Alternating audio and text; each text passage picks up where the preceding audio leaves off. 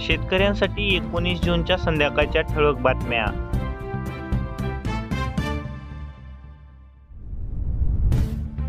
राज्यातील 14 जिल्ह्यात सरासरीपेक्षा कमी पाऊस. दुष्काळी भागात सरासरीपेक्षा अधिक पावसाची नोंद. मान्सून मंदावलेलाच. मान्सून येऊन बरेच दिवस झाले तरी देखील राज्यात म्हणावा तसा पाऊस बरसलेला नाही. 1 रुपयात पीक विमा भरणे सुरू. खरीपातील 14 पिकांसाठी 15 जुलैपर्यंत मुदत.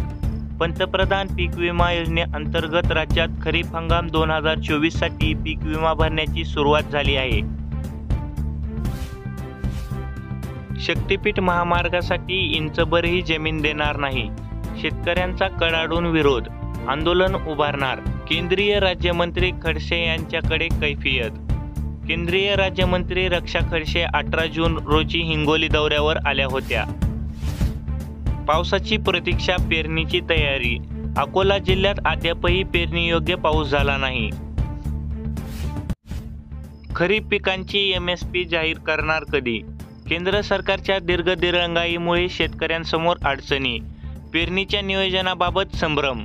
खरीप पिकांची किमान आधारभूत किंमत जाहीर झाली की शेतकऱ्यांना पिकांच्या दराबाबत अंदाज येतो आणि त्या अनुषंगाने शेतकरी पेरणीचे नियोजन करतात. यावर्षी पावसाला सुरुवात होऊनही केंद्र सरकारने MSP जाहीर केली नाही.